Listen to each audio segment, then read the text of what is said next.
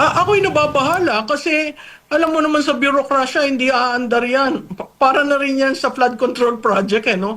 Walang gagalaw kundi ang presidente ang magmando.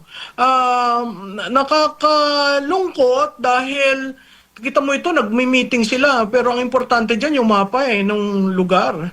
At mapa na nasa ng Pilipino, at mapa na saan tayo dadaan kung sakaling magre-rescue tayo. Yung free conduct pass, napakahirap yan. Yan base sa closeness ng mga leader para sila mag-usap at para nila maayos ang mga problema. So ito nakakabahala kasi alam mo naman ang executive secretary, limited rin ang powers niyan, hindi katulad ng Pangulo.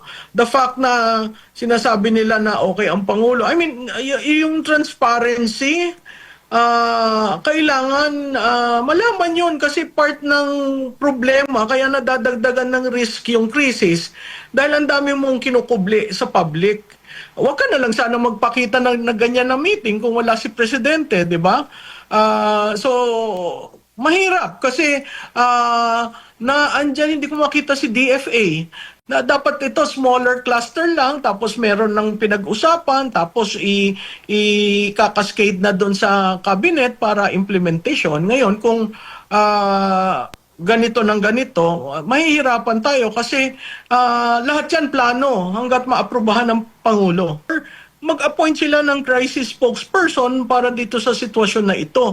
Dahil mas kailangan ang presidenteng nagplaplano, mas kailangan ang presidente nagbibigay ng go sa mga plano instead of giving a report. Ngayon, kung yung report ay motherhood, sayang naman, Pangulo pa ang nagma-motherhood, di ba? Dapat detalyado, itong ganitong araw, X number of ganyan, ito ang, I mean, you always need a map. Sa crisis na ganito, you always need a map to show where the Filipinos are. Kasi regional na yung conflict, hindi na country to country.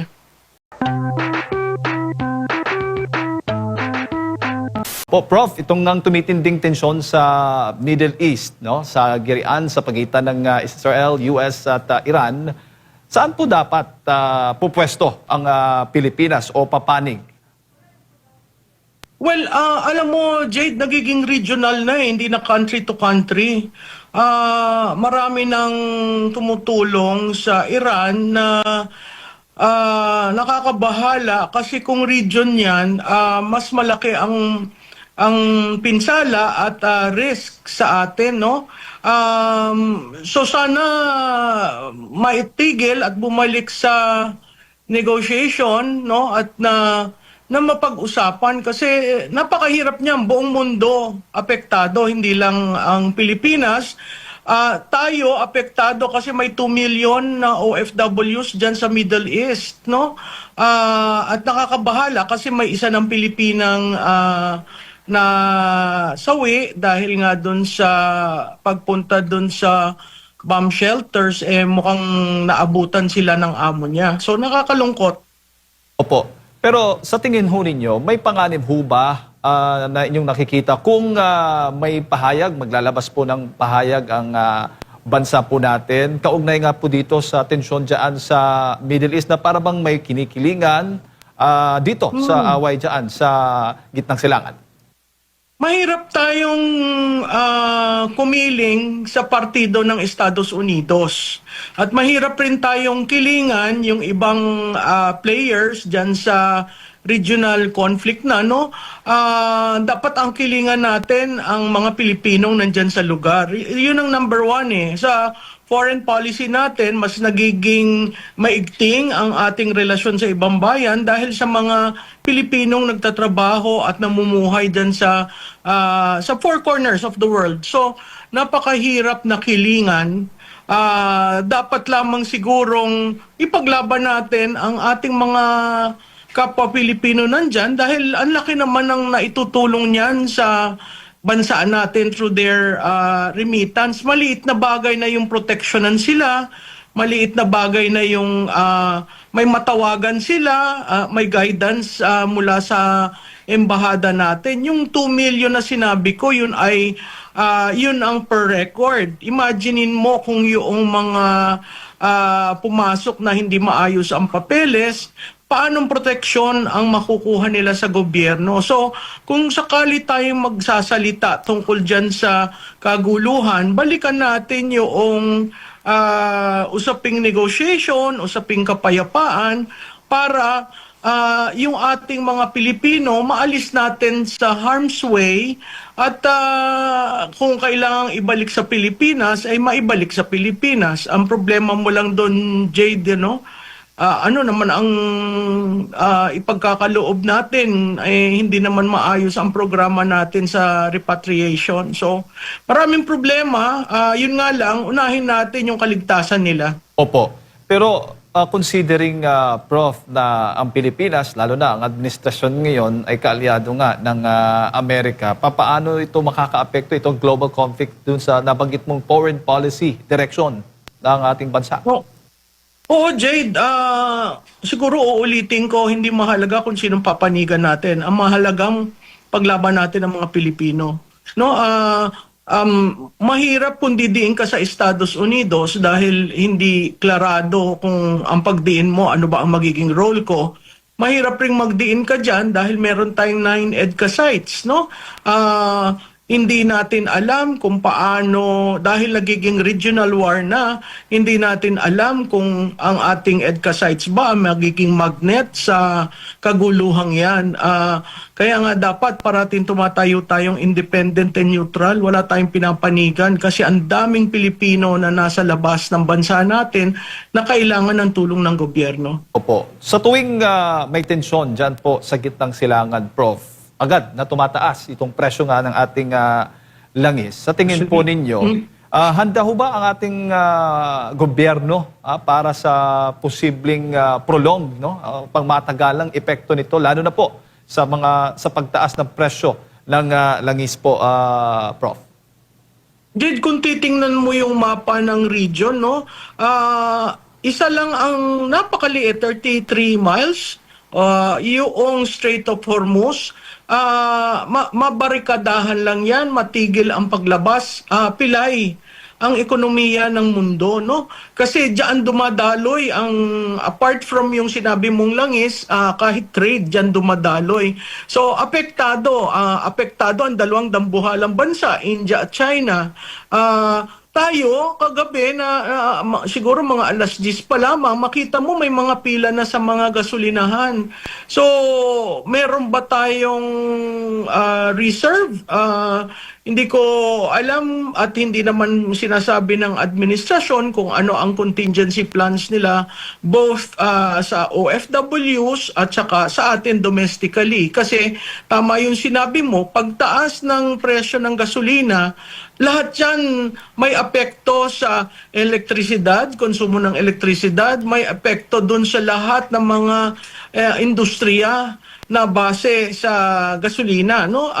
So napakahirap yan dahil maliit na bansa tayo in terms of supply. Siyempre uunahin yung mga dambuhala, lalo na yung may nakalatag na gas pipes under the water. Tayo naman ay hindi ganong bansa. So maraming komplikasyon ang nangyayari sa Middle East na magdudulot ng lalong pagbagal ng ekonomiya ng ating bansa.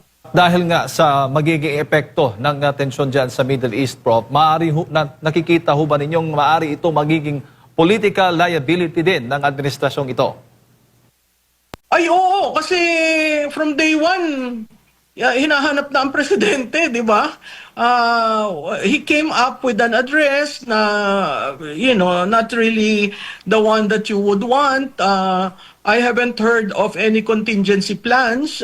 Dapat yan, nagkikick in na yung crisis committee para na isasakatuparan na yung crisis. Ang naglabas lang sila, which I'm happy, yung may QR code, may tatawagan, pero yung actual plano, yun ngang ilang numero ng Pilipino meron sa bawat bansa sa Middle East, hindi pa alam. So, napakahirap gumawa ng contingency plan kung sa plano pa lang hindi mo alam ang ilang bang Pilipino ang naandyan. So magwo-work sila dun sa mga different organizations ng mga Pilipino dyan sa Middle East. Pero in the scheme of things, pag nakikita mo at napapanood mo yung mga nangyayari, magugulat ka dahil ibang klaseng armamento at ibang klaseng pagpapasabog ang nakikita natin, very advanced. So, kung ikaw yung katulad natin, ang bansa natin ay ganito at mahihirapan kang maglagay ng rescue operation dyan, hahanap ka ng safe conduct pass na bansa para mailabas yung mga Pilipino. Napakadaming problema at ako'y nababagabag dahil hindi ko nakita na nagbit ang crisis committee. May linabas lamang ang OWA at DFA at nagsalita ang Pangulo na sinabi niya huwag kayong mabahala at tutulungan namin kayo. Pero yung actual, 'di ba? Yung 1 2 3 4 5, yun ang hindi natin alam kung anong gagawin ng ating pamahalaan. Napaka-importante 'yan kasi ang second feeder, second layer ng information, yung mga kamag-anak na naandito na nababahala sa nangyayari, syempre gusto nilang malaman kung safe ba ang kanilang mga kamag-anak. Yung line na pagtawag, hindi pa yun nasa-set up. So, hindi ko talaga alam kung ano ang contingency plan na naka-set up. Kasi sa usaping yung political narrative, Prof, sino ba ang madalas na sinisisi ng taong bayan kapag tumaas yung presyo ng langis, tumaas ang presyo ng mga bilihin, lahat-lahat po yung mga komplikasyon na yan, hindi ho ba ang pamahalaan o ang global factors na sinasabi natin? Bago dumating sa global factors, kailangan aksyonan na ng pamahalaan eh. Bago dumating sa global factors, dapat na ipresenta na yung contingency plans. At bago dumating sa global factors, ay na-implement domestically at dun sa mga OFW yung kailangan gawin. Alam mo, ang mantle ng leadership, parating napakabigat yung onus ng leadership na sa namumuno. Kung hindi sa namumuno, yung grupo na supposedly crisis committee set up for this purpose, hindi natin nakikita yan at hindi natin nakikita ang presidente na 24/7 nagbibigay ng gabay. Wala tayong way na may gising ba sa crisis committee 24/7 para malaman natin kasi mabilis yung mga ganapan dito eh. Hindi ang grupo o ang gobyernong mabagal sa aksyon, kawawa ang kanilang mga citizens. So, yun lang ang gusto ko sanang iparating. I-convene na yan at may call number, may hotline, meron naman tayong mga telcos that can picture na pinapakita nyo. Talagang nababahala syempre yung mga kamag-anak. Opo. At nakaka-alarma ho ba para po sa inyo itong isyong ito? Lalo na't may banta nga na after 15 or 30 days ay mauubos na yung iniimbak nating imbak na langis dito sa ating bansa, yung reserve. Ang tanong, kung meron pa tayong mapagkukunan ng iba pang mga sources para mapunan o matugunan itong issue na ito. Yun nga ang mahalaga na dapat tayo neutral at wala tayong kinikilingan. Kasi kung tayo neutral, pwede tayong tumawag na pwede bang bigyan mo naman ako ng leasehold para sa 30 days uli. Ang problemang ganyan, identify mo sino ba yung mga bansang merong langis, no? Meron tayo pero ibang uri na hindi pa natin na-process yun. So, siguro tulong yun sa elektrisidad pero padating pa ang summer. So, maraming mga variables na kailangang ilagay mo dun sa contingency plan nila para tayo ay magsabi na, okay naman pala, may programa ang gobyerno. Alam mo, ang napakasakit dyan pag hindi ko alam kung naabutan nyo na, there was a time na nag-ration. na X number of liters lang ang pwede mong ilagay dahil nga kakaunti ang supply. So, imagine mo yun, law of supply and demand. Pag ang demand ang taas, ang supply napakaliit, ang presyo tataas. Opo. At doon naman sa kaso ng mga OFWs, Prof, sa tingin mo dapat magkaroon na ng repatriation sa ngayon? May political impact ba yan? Yung magkakaroon ng malawakang repatriation sa mga kababayan nating OFW na naapektuhan nga nitong tensyon dyan sa gitnang silangan? JD, yung planong repatriation hindi bago, na isulat na yung planong yan panahon pa ni Presidente Arroyo, no? Ang problema, hindi naman ini-implement talaga ng pamahalaan. Nakita natin nung panahon ni Presidente Duterte, ilang beses nag-airlift ng mga Pilipinos para mapauwi sa bansa.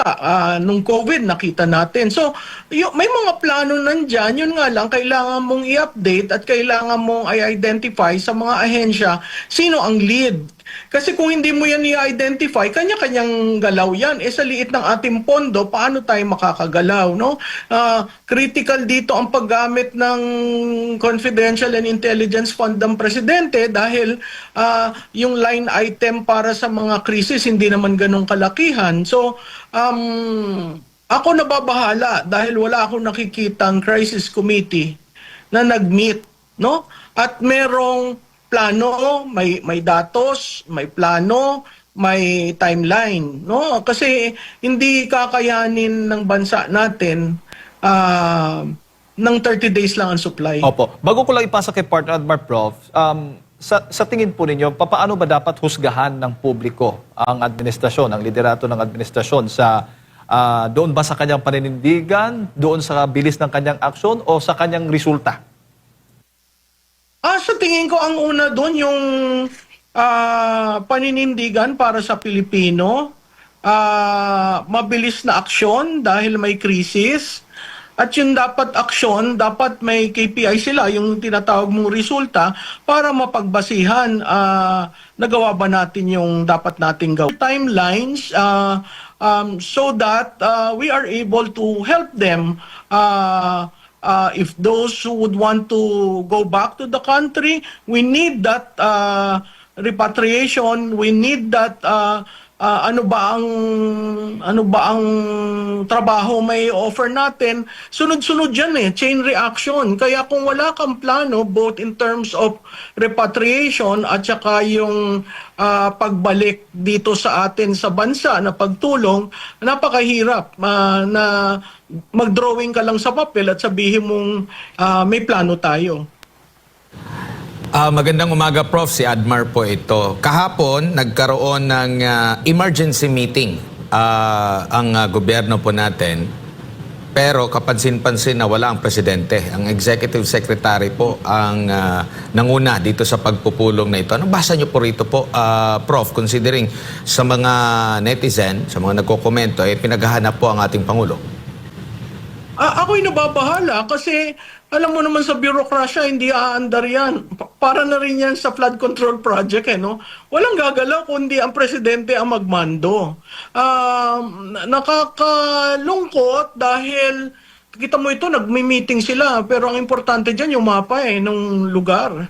At mapa na nasa ng Pilipino, at mapa na saan tayo dadaan kung sakaling magre-rescue tayo. Yung free conduct pass, napakahirap yan. Yan base sa closeness ng mga leader para sila mag-usap at para nila maayos ang mga problema. So ito nakakabahala kasi alam mo naman ang executive secretary, limited rin ang powers niyan, hindi katulad ng Pangulo.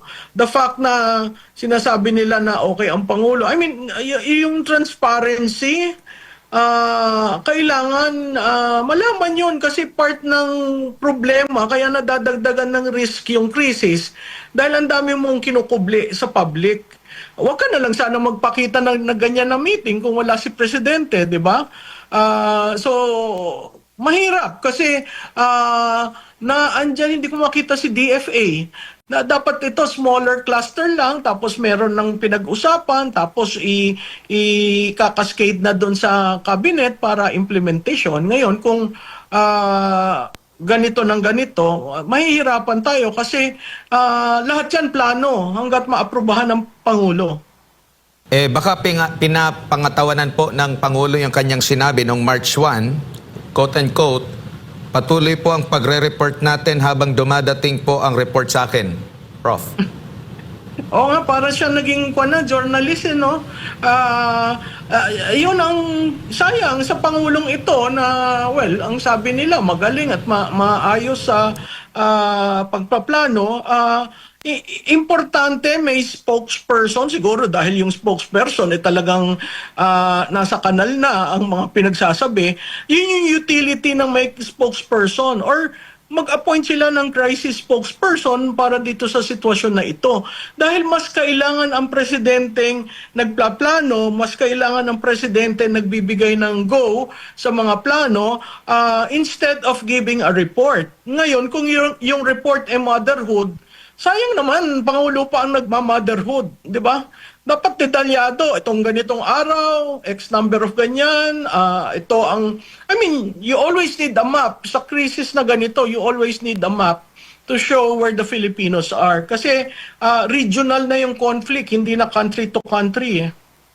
Opo, kumbaga mag-antay na lang tayo sa resulta ng meeting ng ES sa report ng Pangulo. Sinasabi raw po nasa Masbate raw, wala yata dito ang Pangulo. Pero dito naman po sa isa pang pahayag ng Pangulo noong March 1, no?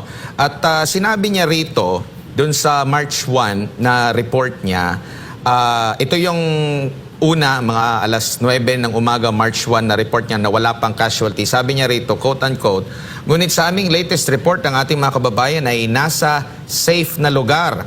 At sila ay nakapunta na sa mga bomb shelter kung saan sila. At lumalayo sila doon sa mga bases ng Amerikano upang hindi naman sila mapalapit sa alanganin. Una po, kung mababasahin natin ang comment section doon sa post na yun mismo ng Pangulo, napakaraming mga nagkomento doon ng mga overseas Filipino workers na medyo taliwas doon sa nabanggit ng Pangulo. And at the same time, nabuksan din ulit itong issue sa mga EDCA sites po natin dito sa Pilipinas. Kasi mismong siya, nabanggit niya na lumalayo ang mga Pilipino daw sa mga base ng Amerikano doon sa gitnang silangan upang hindi sila mapalapit sa alanganin. Ano po masasabi niyo po dito, Prof? Oo, tama naman yun. Kasi magnet ng anumang attack, lalo na naging regional war na to, at hindi na lang Iran, no? Magnet ng anong attack ang lahat ng base militar ng Amerikano. Kasi nagtandem dyan, wala pa rin tayo nakukuha, di ba, na update kung si Netanyahu ay, nakasama ba sa isang attack, no? Yung leader ng Iran, sinabi na matay. So, yung target is really precision target yung nangyayari. Yung makikita mo merong mga areas na hindi natatamaan. So ibang klaseng gera ito dun sa nakita natin noong 90s, no? Na sa gabi puros green light. Ito talagang kahit yung eroplano may drone within itself, kayang magpasabog. So yung pagpunta mo sa bomb shelter, yun ay bomb shelter na ginawa ng bawat pamilya o ng estado dyan sa mga bansang yan. Wala namang kinalaman doon ang Pilipinas. The fact na may bomb shelter, nakakahinga tayo ng maigi, pero yun ang balitang may namatay at dala-dala niya yung kanyang among Hudyo habang pumupunta sa bomb shelter, nakakalungkot. So itong mga base ng Amerikano will always be a target for any attack. Lalo na yung precise guided missile, nakikita natin yun halos ang lino-launch ng mga kalaban. Hindi ko akalain ng Iran capable ng ganyan, pero I'm amazed at yung kanilang mga devices na pinapakita sa lahat. At dahil yung Hezbollah sumama na, kaya nagiging regional war. Pag ganon, talagang ang object ng mga base militar ng Estados Unidos, whether doon sa region o i-export nila sa iba. At pag na-export yan, lalong kaguluhan ang buong mundo dahil forward basis lahat yung sa Amerikano at wala namang pakundangan yan kung saan mo ilinagay. So, madadrag tayo dyan sa isang gerang hindi natin ginusto. Opo. Maliban po dito sa pagtaas, obvious na pagtaas po ng halaga po ng mga produktong petrolyo, ano pang nakikita nyo po, Prof, na dapat paghandaan ng gobyerno at ng mamamayang Pilipino na maaring epekto na maabot dito sa ating bansa po? Well, siguro yung presyo kailangang i-monitor na presyo ng mga bilihin dahil pagtaas ng gasolina may ripple effect yan sa mga bilihin. Siguro yung mga what do you call this, yung inflation basket, yung goods within that, baka pwede nang ilagay sa price control para maagapan ang problema. Huwag nating hintayin na lumala ang problema. Dapat maging proactive tayo dito dahil kailangan ng ayuda at tulong ng mga Pilipino, lalo na yung mga nasa laylayan ng lipunan at lalo na dun sa mga negosyanteng nahihirapan dahil hindi nag-e-expand ang ating ekonomiya. So patong-patong yan at kung wala kang plano, napakahirap hulaan kasi yun ang nakikita kong sentimento sa Meta ay ang parating sinasabi, kanya-kanya tayo na lamang ang magtutulungan. Parang nalulungkot ako doon dahil may gobyerno tayo. Not unless ang gobyerno natin hindi kaya. At kung hindi kaya, siguro doon papasok ang private sector. Nakakaawa na rin ang private sector dahil wala nang expansion ng ekonomiya, tapos may ganito pa. Pero kailangan natin pagtulungan, madali yung solusyon na kukunin natin sila at ilalagay natin sa Pilipinas. Ang tanong ko, anong trabaho sa Pilipinas? Ano ang magtutulong sa kanila for the next 6 months? So that mabubuhay sila ng maayos kasama ng pamilya. Kasi karamihan naman lahat nandyan na OFW, may tinutulungan ng pamilya. So yung ripple effect nandun eh. At hanggat hindi klarado ang gobyerno, I mean, it's one thing to meet. It's another thing to act. Ang hina ng isang gobyerno really yung implementation. Maganda ang mga plano, pero paano natin i-implement yan? So, yun yung mga worries ko. Opo, dito naman po sa excise tax na ipinapataw sa langis, needed pa ba na magantay tayo na umabot doon sa parang threshold para sa automatic na pagtanggal dito sa tax po sa langis, or ngayon pa lang? Kasi malaki na ngayong araw na ito, epektibo na yung mahigit piso, hindi naman po ito first time, no? Sunod-sunod na ito na linggo, ito pang nakalipas na mga linggo at buwan, nagkakaroon na ng mga pagtaas ng presyo ng langis. In fact, ang mga kaibigan natin sa transport sector, ang nababanggit niya nila, dapat itaas na at least piso, no, kumpara doon sa trilyong pisong ninakaw sa pera ng bayan. Kakarampot lang yung kanilang hiling. Ano po nakikita nyo po rito? Napapanahon na po ba, or antayan na lang natin na doon sa automatic na pagtanggal po ng tax po?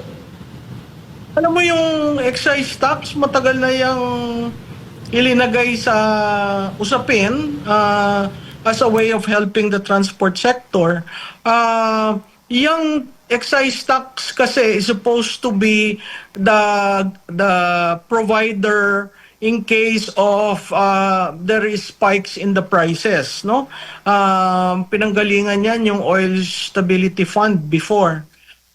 Hindi ko alam kung napapanahon yan dahil titingnan rin natin gaano kalaki yan, gaano na ang ilinaki since the time, saan ginamit, buo pa rin ba yung pondong yan? Kasi pagdating sa usapin ng excise tax, dapat nagagamit yan para dun sa sektor. Ako pabor dyan, pero with the crisis, sa tingin ko mas kakailanganin natin ang kita sa excise tax sa petroleum products para meron tayong pondong pagtugon sa problema ng ating mga consumers. Mahirap Admar, sabihin na oo, ngayon, alisin na o hindi. Kasi yung actual situation on the ground, hindi natin alam. So, dapat yun gawing klarado ng pamahalaan na at i-explain sa taong bayan kung ano yung excise tax, bakit hindi pa naaalis at dito sa krisis na ito, kung magagamit. Opo, at baka maaring magiging malabo na rin yung pagbasura doon po sa tax naman po, sa travel, yung travel tax po, Prof, dahil sa mga isyong ganito rin. Admar, with this global crisis, I think anything to do with the discussions on tax may probably be set aside until we stabilize, no? Napakahalaga sana nung travel tax maalis kasi traveling months itong summer, no?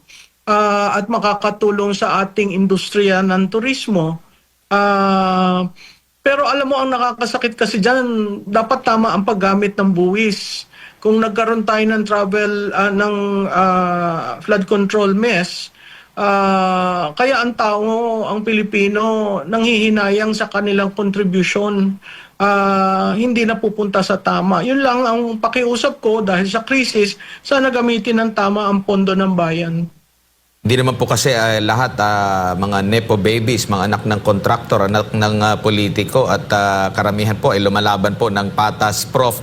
Siguro bilang panghuli na lang, ano po ang may papayo ninyo, panawagan sa ating mga kababayan kasi nandun din yung agam-agam. Ito, naramdaman na natin yung epekto, patuloy yung pagtaas ng presyo ng langis, nandyan din yung banta na sakaling maging malubha din ang tensyon natin dito sa ating rehiyon naman, maaring madamay din tayo considering may mga EDCA size din tayo, which is marami na rin po mga personalidad or official na nagpapahayag din po ng pagkabahala na maaring mangyari din sa atin yung nangyayari ngayon sa gitnang silangan po, Prof.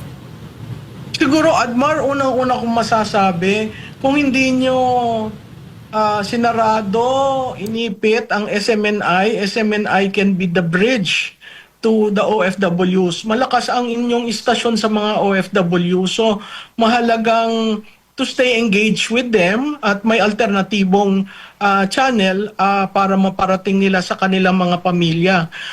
Pangalawa, siguro ang pakiusap ko sa gobyerno, gamitin ng tama ang pondo, tumugon ng tama sa mga Pilipino na nasa Middle East at dapat tamang datos, tamang plano, doon lumalapat yung mga kaibigan natin na leader sa ibang bansa para matulungan ang mga Pilipino. Hindi ibig sabihin na i-repatriate na lang sa Pilipinas dahil ang mga airfields mukhang naapektuhan rin. So baka tayo mag third party, third country repatriation para lang maalis natin ang mga Pilipino. Sa mga Pilipino, OFWs na nandyan, magparating ho kayo ng mensahe by any means sa inyong mga kamag-anak. Meron po ang DFA at ang OWA na linalabas sa Meta yung numero at QR code. Mahalaga hong malaman namin sa Pilipinas kung nasaan kayo, kung safe kayo, at kung paano mapapaabot ang impormasyon ng pamahalaan. Siguro ang huli ko na lang, magtulong-tulong tayo dahil kailangan nating maproteksyohan ang ating mga OFW kasi sa dulo, ang OFW ang tumulong sa atin sa Pilipinas, hindi tamang i-commodify ang labor, pero diyan na nakilala ang Pilipinas sa 4 na sulok ng mundo. So sana po magkatulungan tayo at ang pakiusap ko sa gobyerno, sana mailabas na yung plano, mailabas yung action plan, no? Hindi lang plano. At kung paano nga tayo makakatulong sa pag-save ng ating mga kasamahan sa Middle East.